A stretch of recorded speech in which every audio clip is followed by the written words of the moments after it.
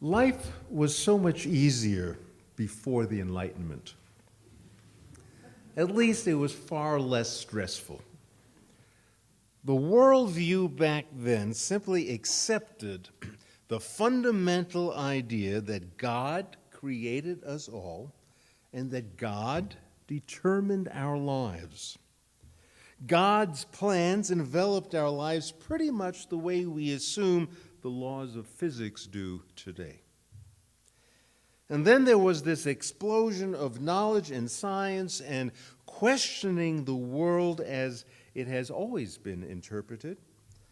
Although we would easily hail this foray into critical thought and empiricism as invaluable and a preferred way to exist more honestly, the unsettling result was that individuals now had to find and create their own meaning. There's no longer a shared set of values. There's no longer a common set of assumptions. It's not easy for individuals to create their own lives from the ground up. So modern life is marked by a lot of indecision, searching, yearning, and to use Woody Allen's favorite word, angst. Did anyone ever experience angst in the Middle Ages? I don't know, probably not. Was there such a thing as existentialism or nihilism in the Middle Ages? I don't know, probably not. Thrown into this predicament of forging our own life's meaning is fodder for a lot of inquiry and exploration. Doubt, ambiguity, and indecision define our gestalt, regardless how unsettling that may be. We need not be too apologetic about our uncertainty. T.S. Eliot once told of the time he entered a cab in London only to have the driver exclaim, "You're T.S. Eliot, aren't you?" "Why, yes," Eliot replied. "How did you know?" "Oh," said the cabbie, "I have an eye for you celebrities. Why, just the other evening I picked up Lord Bertrand Russell." "Well, Lord Russell," I says to him, "tell me, will you, what's it all about?" And you know, Mr. Eliot, damned if he couldn't tell me. So I am led to believe that as a result of our newfound wisdom and scientific inquiry and the disquieting reality that there isn't much we can count on for an explanation of things, not even Lord Bertrand Russell can help us, we are left to muddle through as best we can. Perhaps with a bit of luck we'll get an occasional epiphany or unexpected insight, or some piece of the puzzle will emerge to help us gather a clearer picture of what's it all about. And yet, there are still many of us in this contemporary world, uncomfortable perhaps with this formidable task of creating their own meaning, who opt for unitary, totalistic explanation of the universe. In other words, they profess that there still exists a single meaning of life, and they happen to know what it is. All you need to do is believe. The fruit of this certainty can be yours. It would be far easier to understand the world and our role in it if we accepted a supreme being over us who issued eternal truths about how life ought to be conducted. And those who subscribe, and not just to a belief in God, but to the narrow focus of God's intent, these are the true believers. They fully comprehend how the universe works and what our obligations are towards fulfilling life's purpose. It's easy because it's all expressed in doctrines and creeds and dogmas and canons and policies. Just ask them. They have unshakable beliefs, and religiously, they make Unitarians feel as though we're skating on thin ice, if there's any ice there at all. Clearly, the true believers have framed religion as being solely a matter about beliefs. They can rattle off the articles of faith that contribute to their unitary, totalistic explanation for the universe and life's meaning therein, and then throw the question back at you. So what are your beliefs?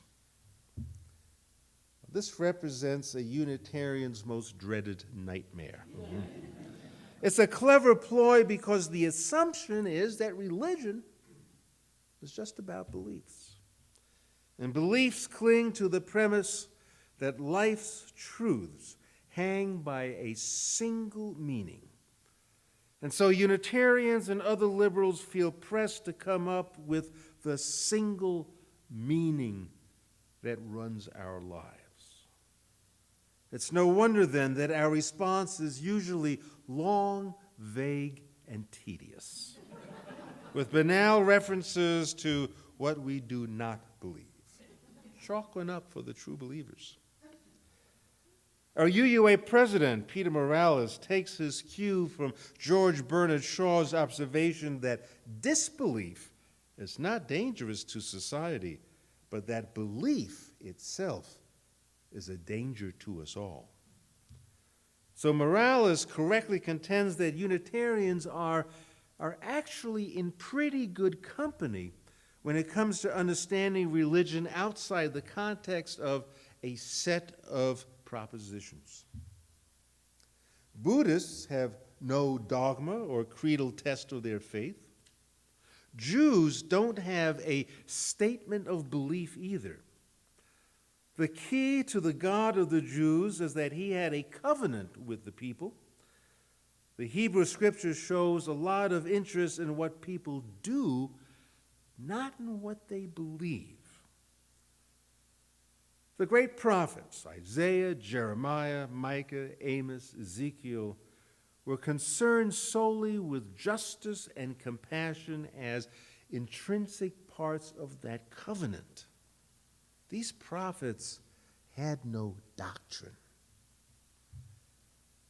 The early Christian community was far less sure of their beliefs than many Christians profess today. And in Islam, the emphasis is on what the faithful are supposed to do, not what they're supposed to think.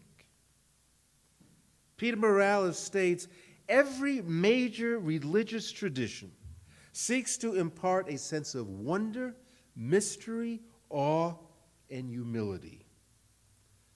Belief systems stop this cold.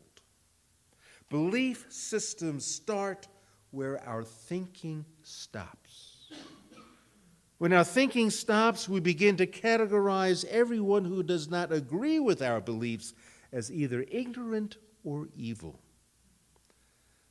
Believers, true believers, have enemies everywhere.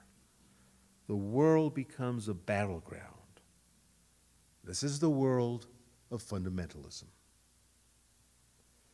The fundamentalist mindset of the true believer has spilled over into politics, where an unyielding faith in an antiquated truth about how the world works, as though there were one single strand of meaning to life, has brought our diverse society to the dangerous brink of complete paralysis.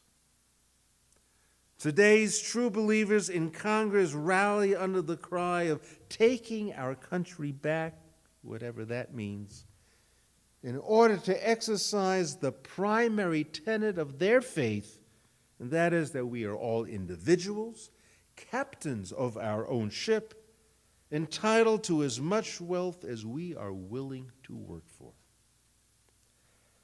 Now, this sounds like good old-fashioned libertarianism, if only we were so fortunate. But the true believers in Congress, unlike libertarians, profess to have access to eternal truths when it comes to how we should live, exploiting the earth for personal gain, same-sex marriage, gun control, reproductive rights, legalizing marijuana, immigration. We can just rattle off the list forever. True believers have no have no covenant with God to care for all God's children. Their truth relies solely on individual upward mobility. Thus, despite our society reeling from the economic downturn, which individual greed propelled in the first place, the true believers stand united in eliminating Medicare's guarantee to retirees by turning it into a voucher plan, dispensing with Medicaid and food stamps by turning them into block grants for states to cut freely, repealing most of the reforms to health care and Wall Street, shrinking beyond recognition the federal role in education, job training, transportation, scientific, and medical research. Although public opinion towards these callous proposals was made clear in the last election, the true believers are too entrenched in their ideology to reconsider even a morsel of compromise. Thus, the needs of government, like balancing a budget and appointing judges, have hit an intractable wall, while vital services to support even the poorest among us have not been renewed, endangering the economy as a whole and millions of suffering individuals.